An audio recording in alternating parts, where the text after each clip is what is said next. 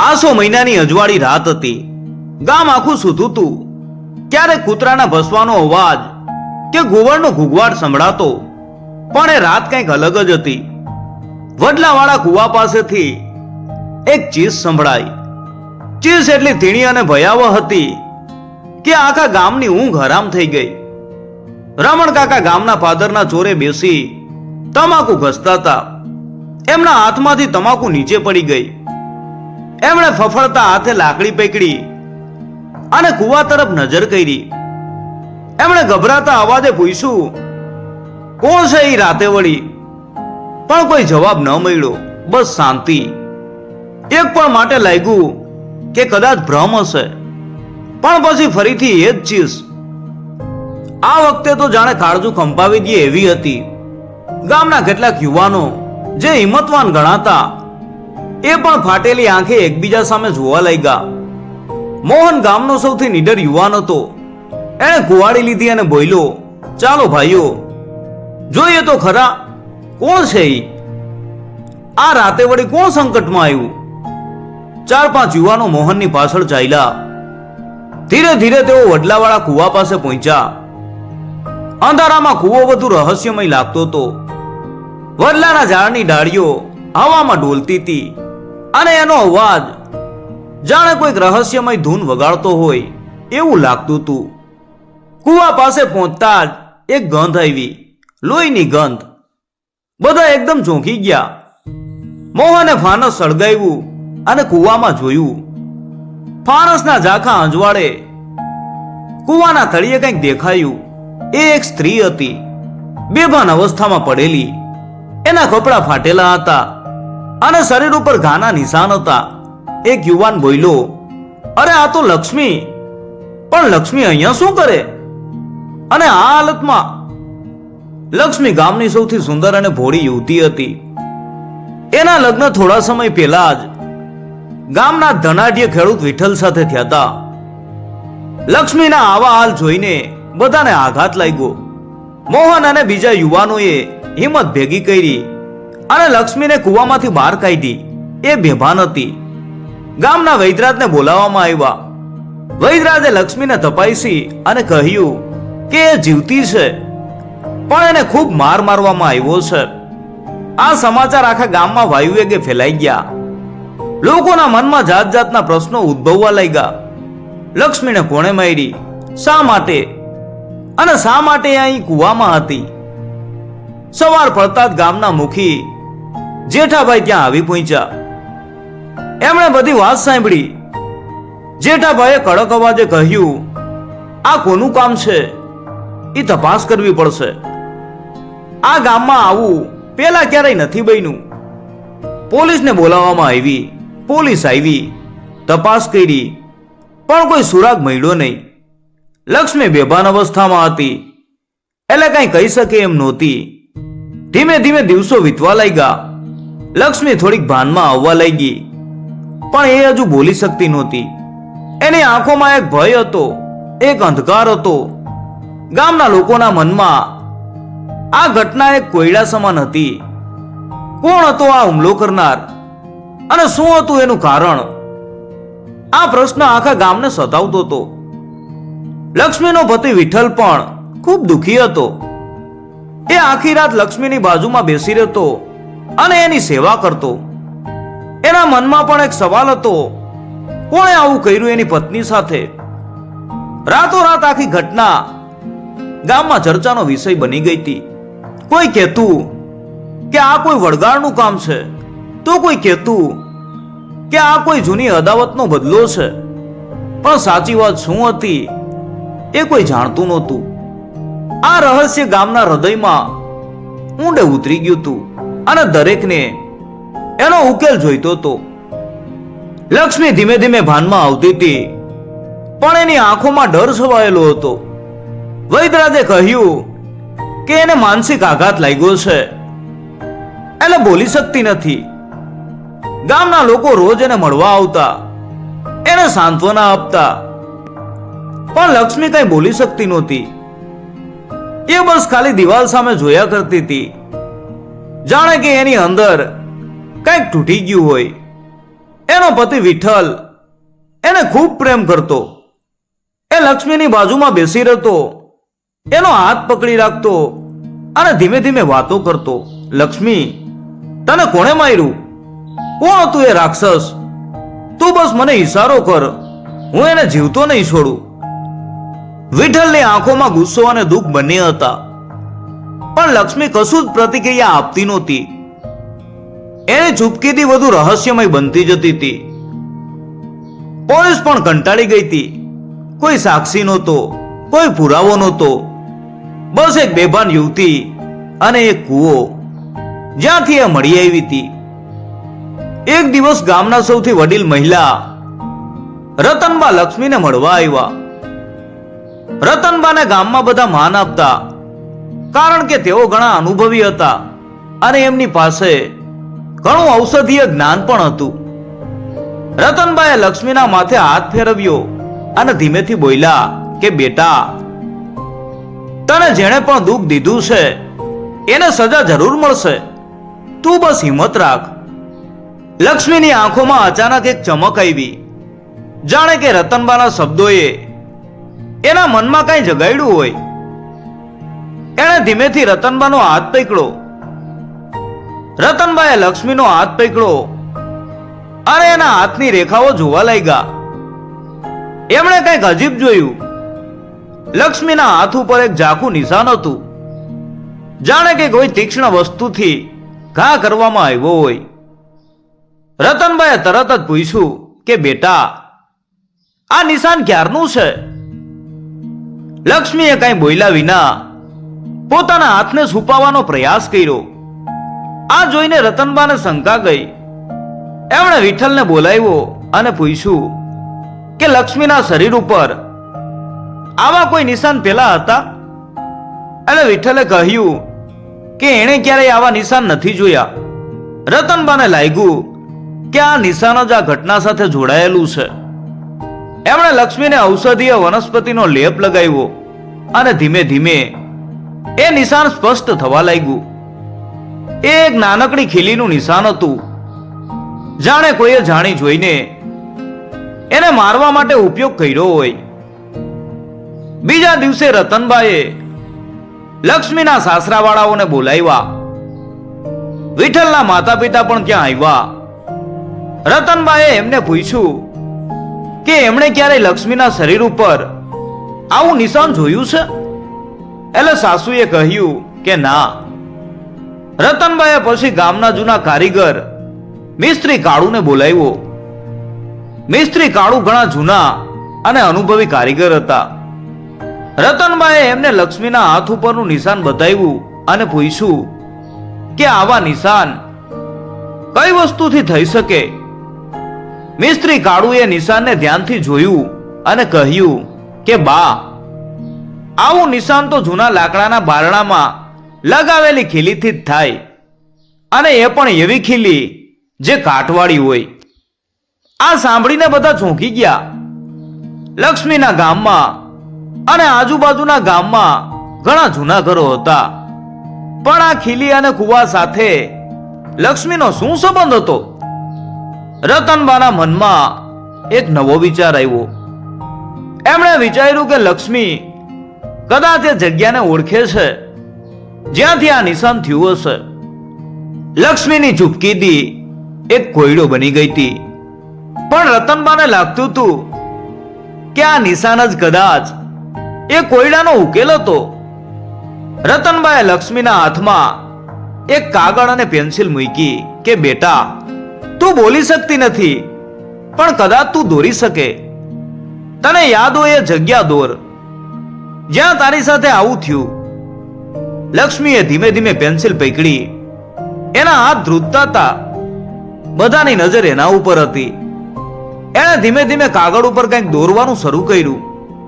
શરૂઆતમાં તો કોઈને સમજાયું નહીં, પણ ધીમે ધીમે એક આકાર બનતો ગયો. એક જૂના મકાનનો આકાર હતો, જેમાં એક મોટો વડલો હતો અને એક કૂવો પણ દેખાતો હતો. આ જોઈને બધા આશ્ચર્યચકિત થઈ ગયા. આ તો વડલાવાળા કૂવા પાસેનું જ જૂનું અને જર્જરિત મકાન હતું. જે વર્ષોથી બંધ પડ્યું હતું અને કોઈ ત્યાં જતું નહોતું. આટલું દોયરા પછી લક્ષ્મી ફરીથી ચૂપ થઈ ગઈ, પણ એની આંખોમાં એક વિચિત્ર ચમક હતી. રતનબા સમજી ગયા કે આ મકાન જ કંઈક રહસ્ય છુપાવી રહ્યું છે. આ રહસ્યમય મકાન જ કદાચ લક્ષ્મીની હાલત માટે જવાબદાર હતું. આ વાત ગામમાં વધુ ફેલાઈ ગઈ અને હવે લોકોના મનમાં ડરની સાથે કુતૂહલ પણ વધવા લાગ્યું. શું આ મકાનમાં કોઈ ભૂત પ્રેતનો વાસ હતો કે પછી કોઈ માનવીય રહસ્ય છુપાયેલું હતું? લક્ષ્મીએ દોરેલા ચિત્રએ બધાને વિચારતા કરી દીધા હતા. વડલાવાળા કુવા પાસેનું એ જૂનું અને જર્જરિત મકાન, જેને ગામમાં ભૂતિયું મકાન તરીકે ઓળખવામાં આવતું હતું, એ ખરેખર કંઈક રહસ્ય છુપાવી રહ્યું હતું. ઘણા વર્ષોથી કોઈ ત્યાં ગયું નહોતું. લોકો કહેતા કે ત્યાં ભૂત પ્રેતનો વાસ છે અને એટલે જ કોઈ એની આસપાસ પણ ફરકતું નહોતું. રતનબાઈએ જેઠાભાઈ અને મોહનને બોલાવ્યા. રતનબાઈએ દ્રઢતાપૂર્વક કહ્યું, આ જૂનું મકાન જ કંઈક કહેવા માંગે છે, આપણે ત્યાં જવું પડશે. એટલે જેઠાભાઈએ માથું હલાવીને કહ્યું કે બા, પણ એ મકાન તો વર્ષોથી બંધ છે અને લોકો કહે છે કે ત્યાં કોઈ અશુભ શક્તિનો વાસ છે. એટલે રતનબાઈએ જવાબ આપ્યો કે ભૂત પ્રેતનો તો મનમાં ભ્રમ હોય છે જેઠાભાઈ. સાચી શક્તિ તો માનવીની હિંમતમાં હોય છે. અને જો લક્ષ્મીની સાથે જે કાંઈ થયું છે એનો ભેદ ઉકેલવો હોય તો આપણે ત્યાં જવું જ પડશે. મોહન તૈયાર હતો. એની આંખોમાં લક્ષ્મીને થયેલા અન્યાયનો બદલો લેવાનો ભાવ હતો. એટલે મોહન બોલ્યો, હું તૈયાર છું બા, આપણે અત્યારે જ જઈએ. એટલે જેઠાભાઈ, મોહન અને બીજા કેટલાક હિંમતવાન યુવાનો રતનબા સાથે જૂના મકાન તરફ ચાલ્યા. સાંજ ઢળી રહી હતી અને અંધારું થવા લાગ્યું હતું. મકાનની નજીક પહોંચતા જ એક વિચિત્ર ઠંડકનો અનુભવ થયો. હવા પણ જાણે ભારે બની ગઈ હોય એવું લાગતું હતું. વડલાના ઝાડની ડાળીઓ અંધારામાં વધુ ભયાનક દેખાતી હતી. જૂના લાકડાના દરવાજા કાટ ખાઈ ગયા હતા. મોહને કુવાડીનો ઉપયોગ કરીને દરવાજો ખોલવાનો પ્રયાસ કર્યો. એક કકડાટ કરતો અવાજ આવ્યો અને દરવાજો ધીમે ધીમે ખુલ્યો. અંદર ઘૂંટણ સુધી ધૂળ અને કરોડિયાના ઝાડા હતા. સડી ગયેલી લાકડીની ગંધ અને ભેજવાળી હવા નાકમાં ભરાઈ ગઈ. મોહને ફાનસ સળગાવ્યું અને અંદર પ્રવેશ કર્યો. આખું મકાન અંધકારમય હતું. ફાનસના ઝાંખા અજવાળે અંદરની વસ્તુઓ ધૂંધળી દેખાતી હતી. જૂના જમાનાનું ફર્નિચર, તૂટેલા વાસણો અને ફાટેલા કપડા અહીં તહીં પડ્યા હતા. જાણે કોઈએ ઉતાવળમાં બધું છોડી દીધું હોય. રતનબાએ ફર્નિચરને ધ્યાનથી જોયું. એક જૂના કબાટ ઉપર એમની નજર પડી. કબાટ ઉપર કોતરણી હતી, જે ગામમાં કોઈ જૂના કારીગરે જ કરી હોય એમ લાગતું હતું. રતનબાઈએ કબાટ ખોલવાનો પ્રયાસ કર્યો, પણ એ જામ થઈ ગયો હતો. મોહને બળ કરીને કબાટ ખોલ્યો. અંદર ધૂળ અને માટી સિવાય કાંઈ નહોતું. પણ કબાટની નીચેની બાજુએ એક નાનું ખાનું હતું. એ ખાનું ખોલતા જ અંદરથી એક જૂની ડાયરી અને એક નાનો ચાંદીનો સિક્કો મળ્યો. ડાયરી વર્ષો જૂની લાગતી હતી. એના પાના પીળા પડી ગયા હતા. એટલે રતનબાએ ડાયરી ખોલી. ડાયરીમાં લખેલું બધું ઝાંખું થઈ ગયું હતું, પણ થોડાક અક્ષરો વાંચી શકાતા હતા.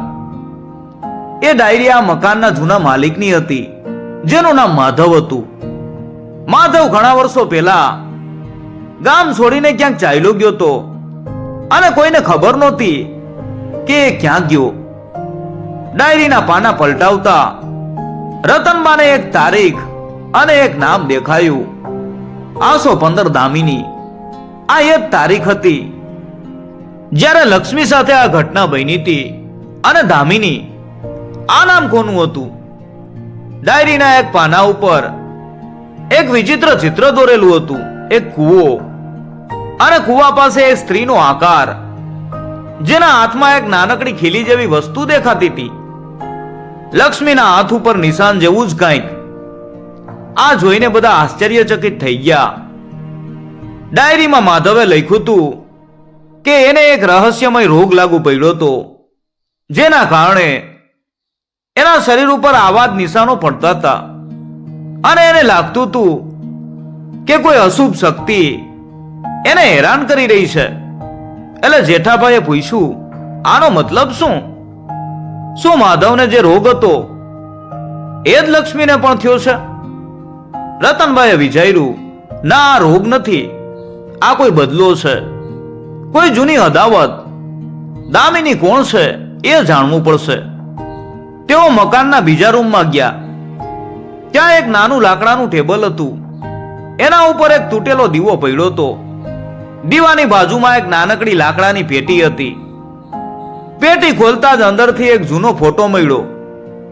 ફોટામાં એક યુવાન સ્ત્રી હતી, જેની આંખોમાં ઉદાસી હતી. ફોટાની પાછળ લખેલું હતું, દામિની 1970. આ એ જ દામિની હતી જેનું નામ ડાયરીમાં હતું.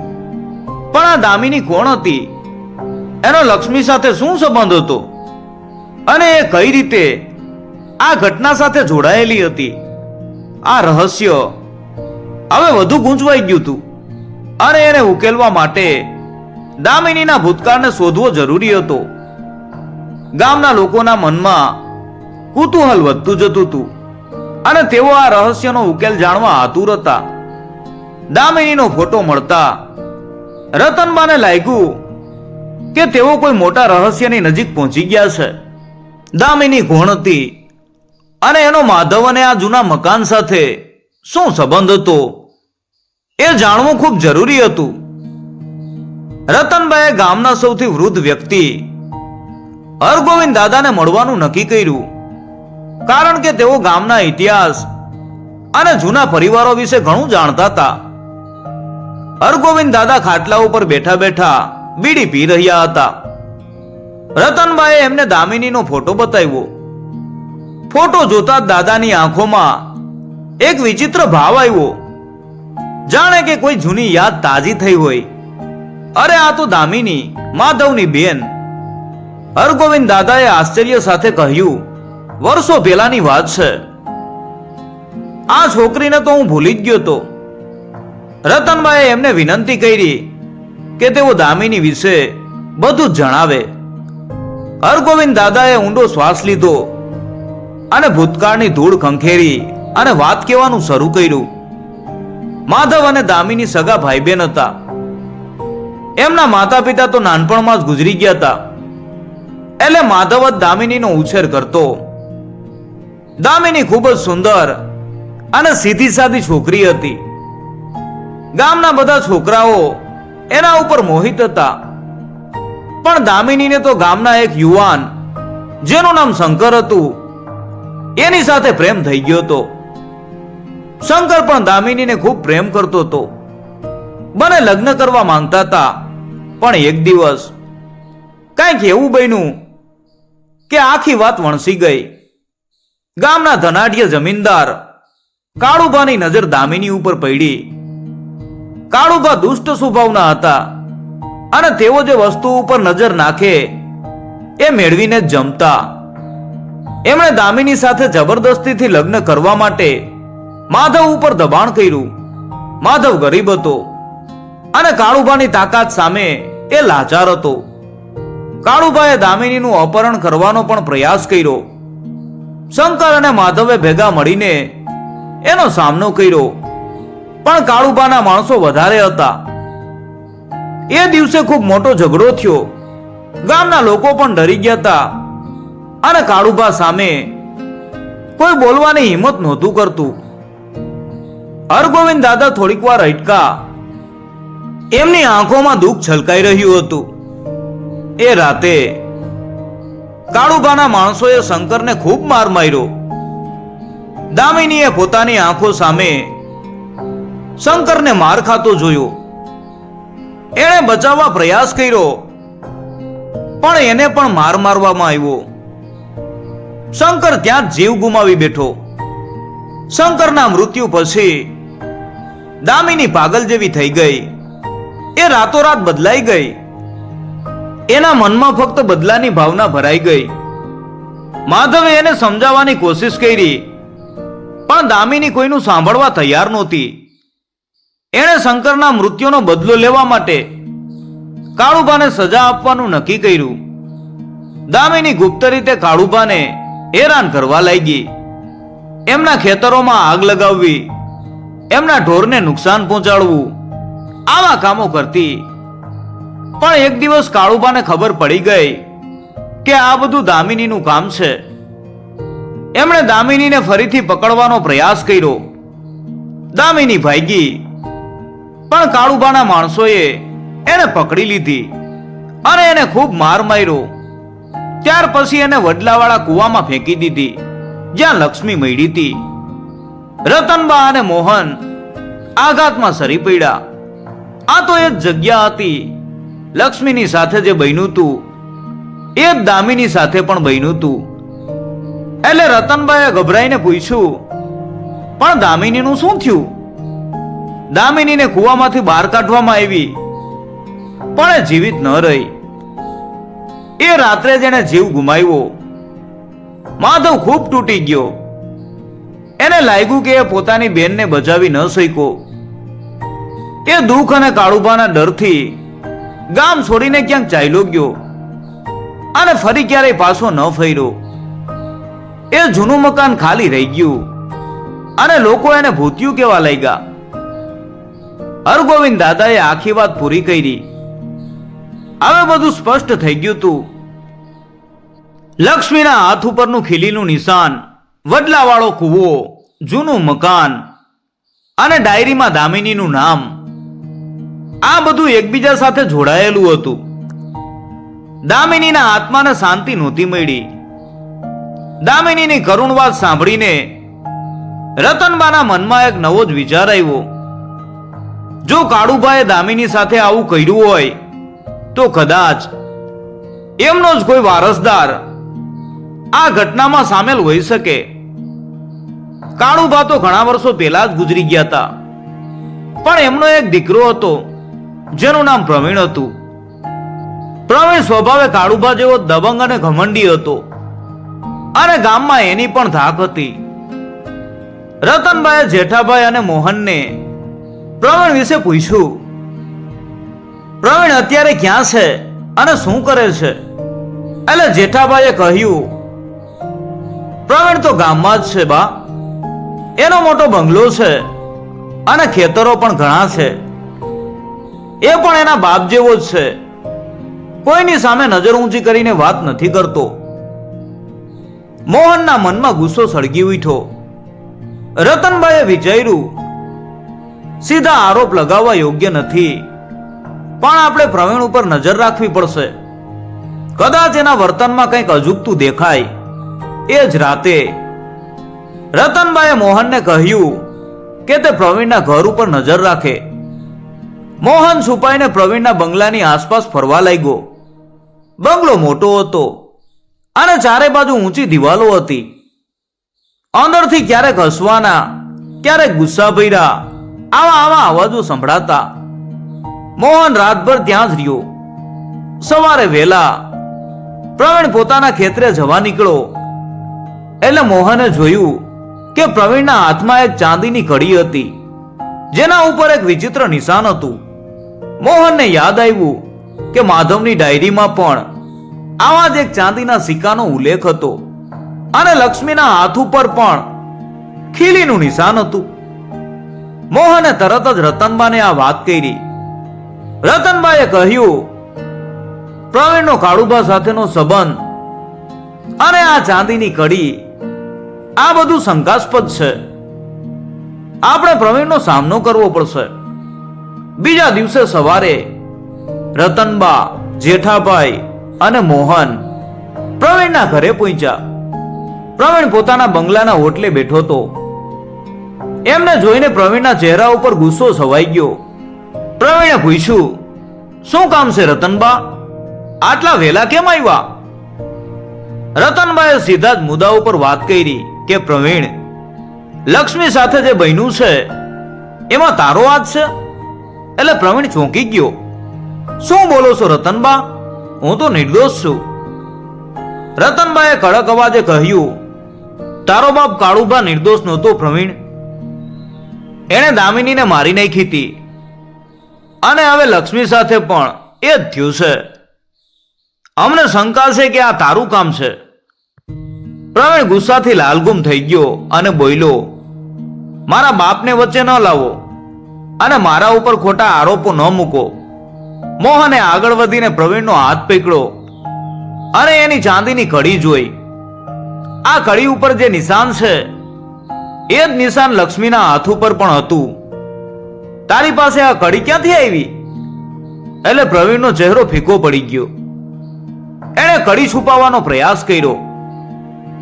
આ તો મારી જૂની કડી છે, મારા દાદાની નિશાની. પણ રતનબાઈએ એને રોક્યો કે પ્રવીણ, તારી આંખોમાં ડર દેખાય છે, તું કંઈક છુપાવી રહ્યો છે.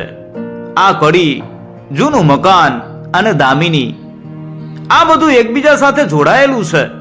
સાચું કહી દે, નહીતર પોલીસને જાણ કરવી પડશે. પ્રવીણ થોડી વાર ચૂપ રહ્યો. પછી અચાનક એ જોર જોરથી હસવા લાગ્યો. આ મેં જ કર્યું છે. મેં જ લક્ષ્મીને મારવાનો પ્રયાસ કર્યો છે, કારણ કે એ દામિનીનો આત્મા છે. આ સાંભળીને બધા સ્તબ્ધ થઈ ગયા. પ્રવીણની આંખોમાં પાગલપણું દેખાતું હતું. મારા બાપે મને કહ્યું હતું કે દામિનીનો આત્મા ક્યારેય શાંત નહીં થાય, એ બદલો લેવા પાછો આવશે. મને લક્ષ્મીમાં દામિની દેખાતી હતી. એ મારી સાથે હસતી, એ મારા સપનામાં આવતી. એટલે મેં એને મારવાનો પ્રયાસ કર્યો, જેથી એનો આત્મા શાંત થાય. પ્રવીણે કબૂલ્યું કે એણે જ લક્ષ્મીને કૂવામાં ફેંકી દીધી હતી. એને લાગતું હતું કે લક્ષ્મી જ દામિનીનો પુનર્જન્મ છે અને એ જ કાળુભાના પરિવારનો નાશ કરવા આવી છે. આ જ કારણોસર એણે લક્ષ્મીના હાથ ઉપર એ જ રીતે નિશાન કર્યું, જે રીતે દામિનીને કરવામાં આવ્યું હતું. ત્યાર પછી પોલીસને બોલાવવામાં આવી અને પ્રવીણને પકડી લેવામાં આવ્યો. આખું ગામ આઘાતમાં હતું. કોઈએ વિચાર્યું પણ નહોતું કે પ્રવીણ આવું કરી શકે. લક્ષ્મીને આ વાત કહેવામાં આવી, પણ એના મનમાં હજુ પણ ડર હતો. પ્રવીણ પકડાઈ ગયો હતો, પણ દામિનીના આત્માનો પ્રશ્ન હજુ પણ હતો.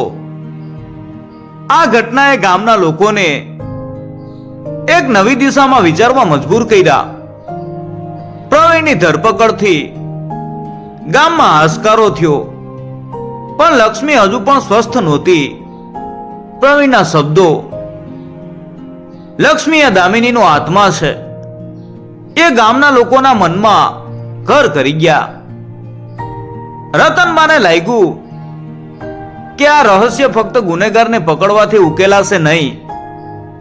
આમાં કઈક ઊંડી વાત હતી, જેનો સંબંધ આધ્યાત્મિક શાંતિ સાથે હતો. એમણે વિઠ્ઠલ અને જેઠાભાઈ સાથે વાત કરી.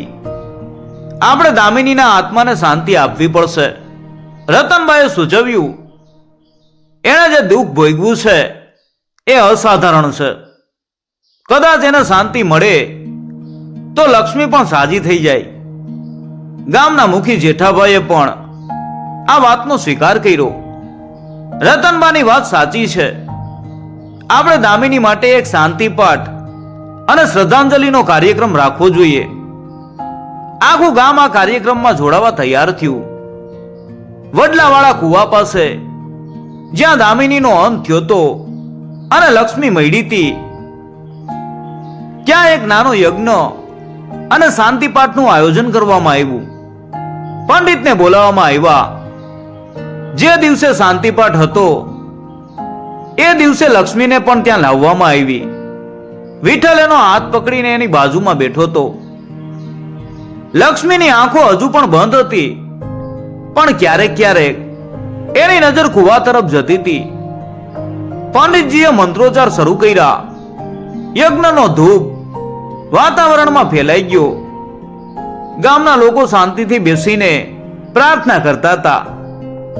જેમ જેમ મંત્રોનો જાપ થતો ગયો તેમ તેમ વાતાવરણમાં એક વિચિત્ર શાંતિ છવાઈ ગઈ. અચાનક લક્ષ્મીના શરીરમાં એક ધ્રુજારી આવી. એણે ધીમે ધીમે આંખો ખોલી અને આજુબાજુ જોવા લાગી. એની આંખોમાં જે ભય અને શૂન્યતા હતી એ ધીમે ધીમે ઓછી થતી દેખાઈ. વિઠ્ઠલ એને ધ્યાનથી જોઈ રહ્યો હતો. પંડિતજીએ અંતિમ આહુતિ આપી અને શાંતિપાઠ સમાપ્ત થયો. એ જ ક્ષણે લક્ષ્મીએ ધીમેથી એક શબ્દ ઉચ્ચાર્યો કે દામિની. આ સાંભળીને બધા ચોંકી ગયા. લક્ષ્મી પહેલી વાર બોલી હતી અને એણે દામિનીનું નામ લીધું હતું. રતનબા તરત જ લક્ષ્મી પાસે ગયા. શું થયું બેટા? લક્ષ્મીએ રતનબાનો હાથ પકડ્યો અને એની આંખોમાં આંસુ આવી ગયા. માફ કરજો, હું કાંઈ કરી ન શકી. એના શબ્દો તૂટતા હતા પણ એ બોલતી હતી. લક્ષ્મીએ પોતાની સાથે શું બન્યું હતું એ ધીમે ધીમે કહેવાનું શરૂ કર્યું. એ દિવસે રાત્રે એ કુવા પાસે પાણી ભરવા ગઈ હતી. ત્યાં અચાનક પ્રવીણ આવ્યો અને તેણે તેને દામિની સમજીને માર મારવાનું શરૂ કર્યું. તેણે લક્ષ્મીને કુવામાં ફેંકી દીધી.